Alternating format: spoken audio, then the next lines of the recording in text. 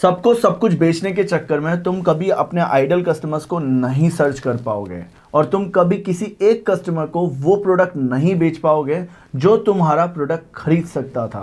इस वीडियो में मैं आपको बताऊंगा कि अगर आपके पास में प्रोडक्ट है और आप मार्केट में जा रहे हैं प्रोडक्ट बेचने के लिए और वहां पर आपको वो डिमांड और नीड नहीं समझ में आ पा रही है कि किस तरह से हम यहां पर अपने प्रोडक्ट को पिच करें, किस तरह का कस्टमर प्रोडक्ट चाहता है, तो आप कौन सी गलती कर रहे हैं। इस वीडियो में मैं आपको बताऊंगा कि कैसे अपने प्रोडक्ट को उस कस्टमर के लिए बनाएं जो कि आपका आइडल कस्टमर है। मेरा नाम है यदु चतुर्वेदी और मैं प्रोडक्ट एंड मार्केट स्पेशलिस्ट हूं। साथ ही पिछले कई सालों में मैंने आपको ये एक पैटर्न बताया है कि किस तरह से प्रोडक्ट को मार्केट में लेकर जाना चाहिए।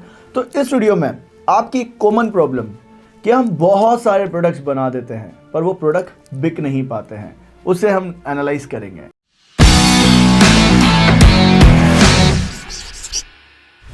देखिए, सबसे पहला जो कारण आपका कभी भी एक कस्टमर डेमोग्राफिक के हिसाब से आइडल कस्टमर होता ही नहीं है।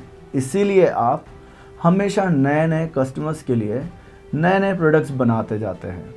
अगर आप इस तरह की गलती कर रहे हैं, मार्केट में आपने वो आइडल कस्टमर्स अभी तक सर्च नहीं करा है जो कि आपका लॉयल कस्टमर हो, तो आप हमेशा एक लूप में फंसे रहेंगे। और 90% लोग प्रोडक्ट बेस्ड इंडस्ट्री में जो प्रोडक्ट बनाते हैं या बने बनाए लेकर जाते हैं वो हमेशा प्रॉफिट्स कमाने के चक्कर में रहते हैं, बट कभी मोटा पैसा नहीं जनरेट कर पाते हैं क्योंकि वहां पर उन्हें पता ही नहीं होता है कि किस कस्टमर को सबसे पहले प्रोडक्ट पिच करना है। वो सबके लिए प्रोडक्ट लेकर जाते हैं, सबको बेचते हैं और एक अपना बिजनेस मॉडल नहीं बना पाते हैं।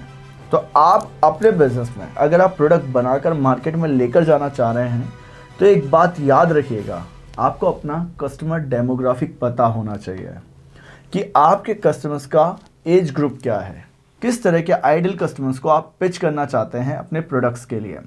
एक एग्जांपल से समझिए, अगर मुझे स्नैक्स इंडस्ट्री में अपने प्रोडक्ट को लॉन्च करना हो, जैसे कि हमारे कम्युनिटी मेंबर्स हैं जो कि डिफरेंट प्रोडक्ट्स को लॉन्च करते हैं, तो सबसे पहले उन्हें ये बात पता होती है कि अगर मैं स्नैक्स में पफ लॉन्च कर रहा हूँ, फ्राइम्स लॉन्च कर रहा हूँ, तो ये मेरे आइडल जो कस्टमर हैं वो हैं छोटे बच्चे। तो उन बच्चों के लिए वो आइडल प्रोडक्ट का पहले से ही स्ट्रक्चर डिज़ाइन करते हैं, मार्केटिंग एंड सेल्स के बारे में पहले से ही सोच लेते हैं क्योंकि उन्हें पता रहता है कि आइडल कस्टमर इस तरह की एज ग्रुप वाला कस्टमर है। सेकंड बात ये समझिए कि जब आपको आइडल कस्टमर पता होता है तो आप उसके टेस्ट को ध्यान रखते हैं, उसकी क्वालिटी को उस हिसाब से बनाते हैं। तो आपका कस्टमर डेमोग्राफिक आपको पता होना चाहिए, नहीं तो बहुत से लोग क्या करते हैं जैसे कि पफ और फ्राइम्स लॉन्च करते हैं जो कि बच्चों के बीच में काफ़ी पॉपुलर प्रोडक्ट है, तो वो अडल्ट्स को भी टारगेट करेंगे और कंज्यूमर प्रमोशंस टेक्निक्स का यूज़ कभी कर ही नहीं पाएंगे और उनके प्रोडक्ट्स वो आइडल कस्टमर्स के लिए ऑफर तक नहीं बना पाएंगे। तो मैं आपको ये बताना चाहता हूँ कि अगर आप प्रोडक्ट बेस्ड इंडस्ट्री में हैं, सबसे पहले आइडल कस्टमर्स को डिसाइड करें और फिर उसके लिए अपना प्रोडक्ट बनाएं। सेकंड कारण समझिए कि प्रोडक्ट बेस्ड इंडस्ट्री में आप सबको सब कुछ नहीं बेचें, उसके लिए आपको ये पता होना चाहिए कि आपके कस्टमर्स का इनकम स्टेटमेंट क्या है। इनकम स्टेटमेंट से ये अपने आप को रियलाइज़ करा दीजिए कि आप प्रीमियम कस्टमर्स के इनकम स्टेटमेंट को टारगेट कर रहे हैं या मासेस जो भारत में सबसे ज़्यादा लोग हैं, मिडिल क्लास ग्रुप, उनको टारगेट करना चाहते हैं अपने प्रोडक्ट के दम पर। जब आपको ये पता होता है तो आप पोजीशनिंग कर सकते हैं अपने प्रोडक्ट्स की उस कस्टमर्स के माइंड के बीच में जहां पर वो आपके प्रोडक्ट को देखकर अट्रैक्ट होता है। इनकम स्टेटमेंट से ही आप अपने प्रोडक्ट की पैकेजिंग डिसाइड करते हैं, इनकम स्टेटमेंट से ही आप रेंज एंड वेरिएशन डिसाइड करते हैं, इनकम स्टेटमेंट देखकर ही आप प्रीमियमाइजेशन और मासेस का डिसाइड करते हैं।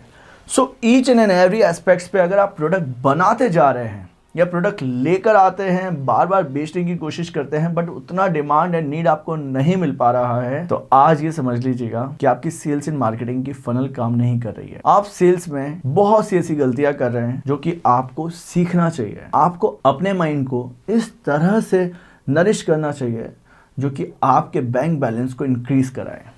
आज से कई साल पहले भी मैंने भी इसी तरह की सिचुएशन का सामना करा था, बट आज मैंने जब अपने बिजनेस में अपने आप को सिखाया, अपने आप पर वो चीज़ें इम्प्लीमेंट करी और आज वही बातें हमारे कम्युनिटी मेंबर्स इम्प्लीमेंट कर रहे हैं। सो आपको भी ये सीखना है कि किस तरह से पोजीशन करना है प्रोडक्ट अपने मार्केट्स में। थर्ड जो कारण रहता है कस्टमर्स को, हमेशा आप सब कुछ बेचते रहते हैं, कभी भी आइडल नहीं कस्टमर मिल पाता है, ना मार्केट मिल पाती है। तो choose the ideal market. Always आपको ये पता होना चाहिए कि जब आप रेंज एंड वेरिएशंस बनाएंगे, बहुत सारे प्रोडक्ट्स का आप मेकिंग करते जा रहे हैं, कभी नए नए प्रोडक्ट्स का रेंज SKUs डेवलप करते जा रहे हैं, बट आपका आइडल मार्केट ही अगर अपना डिसाइड नहीं है ना, तो आप हमेशा अटके रहेंगे। ये बात याद रखिएगा। ऐसे ही हमारे कम्युनिटी मेंबर्स में बहुत से ऐसे लोग हैं जो कि स्टार्टिंग में डिफरेंट मार्केट को हिट एंड ट्रायल करते रहते हैं, बट एटलीस्ट उनका कभी आइडल मार्केट वो डिसाइड नहीं कर पाते हैं। उनको लगता है कभी रूरल अच्छा लगता है, कभी सेमी अर्बन मार्केट अच्छा लगता है, तो सेमी रूरलाइजेशन अच्छा लगता है। आपको ये पता होना चाहिए कि एटलीस्ट मेरा वो परफेक्ट और आइडल मार्केट कौन सा है जिस मार्केट में मैं अपने प्रोडक्ट को पिच कर रहा हूँ।